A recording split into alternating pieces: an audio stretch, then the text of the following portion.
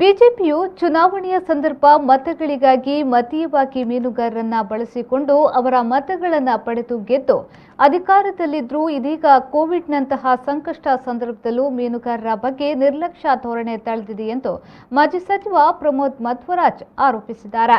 ಸುದ್ದಿಗೋಷ್ಠಿಯಲ್ಲಿಂದು ಈ ಆರೋಪ ಮಾಡಿದ ಅವರು, ರಾಜ್ಯ ಸರ್ಕಾರ ಈಗಾಗಲೇ ಘೋಷಿಸಿರುವ ಪ್ಯಾಕೇಜ್ ಅದೆಷ್ಟು ಮಂದಿಗೆ ತಲುಪಲಿದೆ ಎಂಬ ಬಗ್ಗೆ ಸಂಶಯ ಇದೆ. ಹಾಗಿದ್ರೂ ನಾವು ನಿಮ್ಮ ಜೊತೆಗಿದ್ದೇವೆ ಎಂಬ ಭರವಸೆಗಾದರೂ ಮೀನುಗಾರರಿಗೆ ಪ್ಯಾಕೇಜ್ ಘೋಷಣೆಯನ್ನ ಬಿಜೆಪಿ ಮಾಡದೆ ಮೋಸ ಮಾಡಿದೆ ಎಂದು ಅವರು ಹೇಳಿದರು. ಕರಾವಳಿ ಜಿಲ್ಲೆಗಳ ಆರ್ಥಿಕ ಶಕ್ತಿಯಾಗಿರುವ ಮೀನುಗಾರಿಕೆ ಈಗಾಗಲೇ ಕೋವಿಡ್ ಹಾಗೂ ಲಾಕ್ಡೌನ್ನಿಂದಾಗಿ ಹಾಗೂ ಚಂಡಮಾರುತದಿಂದ ಸಂಕಷ್ಟದಲ್ಲಿದೆ. ಕಳೆದ ಬಾರಿ ಲಾಕ್ಡೌನ್, ಡೀಸೆಲ್ ಬೆಲೆ ಏರಿಕೆಯಿಂದ ತತ್ತರಿಸಿರುವ ಮೀನುಗಾರರ ಡೀಸೆಲ್ ಸಬ್ಸಿಡಿ ಕಳೆದ ಡಿಸೆಂಬರ್ನಿಂದ ನೀಡಲಾಗಿಲ್ಲ ಎಂದು ದೂರಿದರು. ಮುಖ್ಯಮಂತ್ರಿಗಳು ರಾಜ್ಯದ ಕೆಲವೊಂದು ವರ್ಗಕ್ಕೆ ಆರ್ಥಿಕ ಪುನಶ್ಚೇತನ ನೀಡಲಿಕ್ಕೆ ಬಯಸಿ 1250 ಕೋಟಿಯ ಪ್ಯಾಕೇಜ್ ಅನ್ನು ಘೋಷಣೆ ಮಾಡಿದ್ದಾರೆ.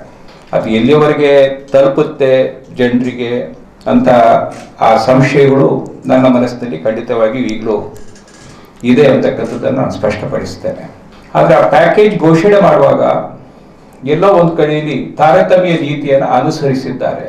ಕೆಲವು ವರ್ಗದ ಜನರನ್ನ ಸಂಪೂರ್ಣ ನಿರ್ಲಕ್ಷ್ಯ ಮಾಡಿ ಕೆಲವು ವರ್ಗದ ಜನರನ್ನ ಮಾತ್ರ ಗುರುತಿಸುವಂಥದ್ದು ಇದು ಹೆಚ್ಚಿನ ಅಂಶ ಅತ್ಯಂತ ಸಮಾಧಾನ ಆಗುವ ಬದಲಿಗೆ ಅತ್ಯಂತ ನೋವಿನ ಸಂಗತಿಯಾಗಿದೆ ಅಂತಕ್ಕಂಥದ್ದನ್ನ ನಾನು ಹೇಳಬೇಕಾಗ್ತದೆ. ನಮ್ಮ ಕರಾವಳಿ ಜಿಲ್ಲೆಗಳು ದಕ್ಷಿಣ ಕನ್ನಡ, ಉಡುಪಿ ಮತ್ತು ಉತ್ತರ ಕನ್ನಡ ಜಿಲ್ಲೆಗೆ ಬಹಳಷ್ಟು ಆರ್ಥಿಕ ಶಕ್ತಿ ಕೊಡತಕ್ಕಂಥ ಒಂದು ಕ್ಷೇತ್ರ ಯಾವುದಿದ್ರೆ ಅದು ಮೀನುಗಾರಿಕೆ. ಇನ್ನು ಮಾಜಿ ಸಚಿವ ಅಭಯಚಂದ್ರ ಜೈನ್ ಅವರು ಮಾತನಾಡಿ, ರಾಜ್ಯದಿಂದ 25 ಮಂದಿ ಸಂಸದರನ್ನ ಆಯ್ಕೆ ಮಾಡಲಾಗಿದ್ರೂ ಕೂಡ ಕೇಂದ್ರದ ಸಚಿವರಿಗೆ ಸಂಕಷ್ಟದ ಸಂದರ್ಭದಲ್ಲಿ ನೇರವಾಗಿ ಕರೆ ಮಾಡಿ ಮಾತನಾಡುವ ಧೈರ್ಯ ಒಬ್ಬರಿಗೂ ಇಲ್ಲ ಎಂದು ಮೂದಲಿಸಿದ್ರು. ವರ್ಗ ಈ ಅವಿಭಾಜ್ಯ ದಕ್ಷಿಣ ಕನ್ನಡ ಜಿಲ್ಲೆ, ಕಾರವಾರ ಜಿಲ್ಲೆಯನ್ನು ಸೇರಿಸಿ ಈ 3 ಜಿಲ್ಲೆಗಳಲ್ಲಿ ದುಡಿಯುವ ಜನ ತತ್ತರಿಸಿ ಹೋಗಿದ್ದಾರೆ.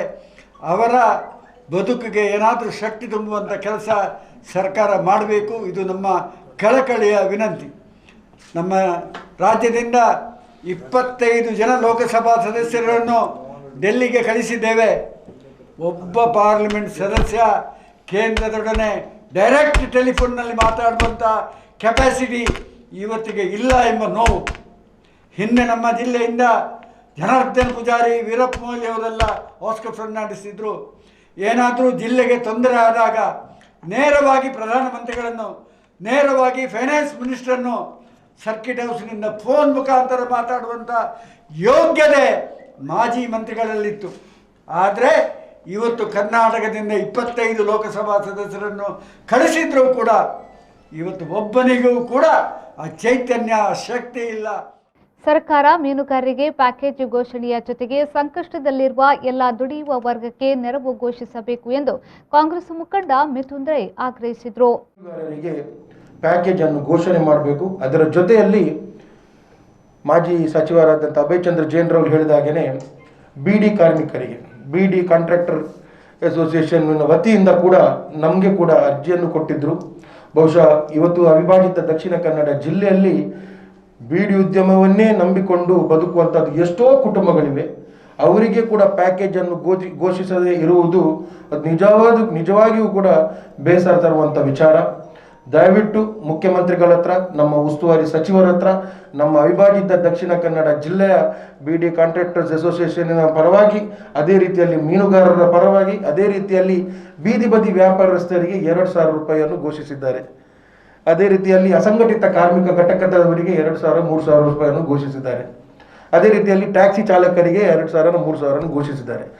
ಈ 2,000, 3,000 ಏನು ಅವರು ಪ್ರೋತ್ಸಾಹ ಹಣವನ್ನು ಕೊಟ್ಟಿದ್ದಾರೆ, ಅದನ್ನು ಕನಿಷ್ಠ ಪಕ್ಷ 10,000 ಮಾಡಬೇಕೆಂಬುದು ನಮ್ಮೆಲ್ಲರ ಒಂದು ಬೇಡಿಕೆ.